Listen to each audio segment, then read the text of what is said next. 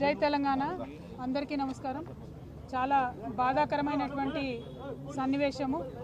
ఈరోజు వాంకిడి ఆశ్రమ పాఠశాలలో మరి విషతుల్యమైనటువంటి ఆహారం తినడం వల్ల ఒకేసారి ఆహారం తిన్నటువంటి 30 మంది బిడ్డలు కూడా మరి సిక్ అయినటువంటి సందర్భంలో వారిని మంచిర్యాల నుండి నిమ్స్కి షిఫ్ట్ చేసి దాదాపు 15-17 రోజులు అవుతున్నా కూడా ఇప్పుడు నేను చూసొచ్చినటువంటి పాప ఇంకా కూడా వెజిటేటివ్ స్టేట్లోనే ఉన్నది.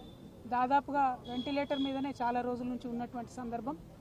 మనము చాలా బాధతో కూడినటువంటి పరామర్శ ఇది. ప్రభుత్వాన్ని మేము డిమాండ్ చేస్తూ ఉన్నాం, విజ్ఞప్తి చేస్తూ ఉన్నాం. పసిబిడ్డల ప్రాణాలు పోతూ ఉంటే పట్టనట్టు ఉండడం సరికాదు. ఈ ప్రభుత్వం వచ్చి 11 నెలలైతే దాదాపుగా నెలకు 3 మంది యావరేజ్గా ఇప్పటికే 42 మంది బిడ్డలు ప్రభుత్వ పాఠశాలల్లో చదువుతున్నటువంటి వాళ్ళు కేవలం ప్రభుత్వం యొక్క నిర్లక్ష్యంతో ఫుడ్ పాయిజనింగ్ వల్ల చనిపోవడం జరిగింది.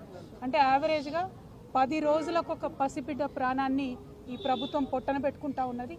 ఇది సరైనటువంటి వైఖరి కాదు.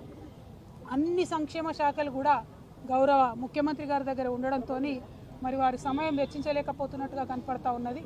ఒక్క 10 నిమిషాలు మీరు పాఠశాలల్ని పసిబిడ్డల గురించి ఆలోచించి రివ్యూ చేసినట్టయితే ఈ ప్రాణాలన్నీ కూడా కాపాడేటటువంటి పరిస్థితి ఉంటుంది.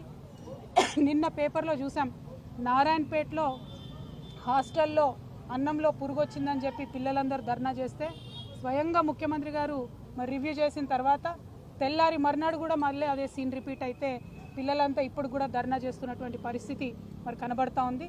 దయచేసి ఈ ప్రభుత్వాన్ని విజ్ఞప్తి చేస్తూ ఉన్నాం, మీ ప్రాధాన్యతను గుర్తించండి.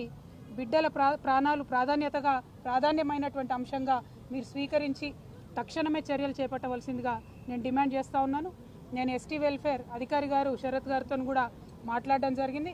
మరి వారు మేము చూస్తున్నాము, అన్ని రకాలుగా చర్యలు తీసుకుంటున్నామని చెప్తున్నప్పటికీ ఆదిలాబాద్ టు ఆలంపూర్ మీరు ఏ ఒక్క పాఠశాల చూసినా, ప్రభుత్వ గురుకుల కావచ్చు, ఆశ్రమ పాఠశాల కావచ్చు, ఏది చూసినా కూడా ప్రతి పాఠశాలలో ఏదో ఒక ఇన్సిడెంట్ జరిగింది. ఈ 42 మంది పిల్లలు 11 నెలల్లో చచ్చిపోయింది. అన్ని జిల్లాల నుండి ఉన్నారు. కాబట్టి ఓవరాల్గా ఈ పాఠశాల వ్యవస్థనంతా కూడా మరి ధ్వంసమైనటువంటి పరిస్థితి కనబడుతూ ఉంది. కాబట్టి దాని మీద ఫోకస్ చేయవలసిందిగా మేము ప్రభుత్వాన్ని డిమాండ్ చేస్తూ ఉన్నాం.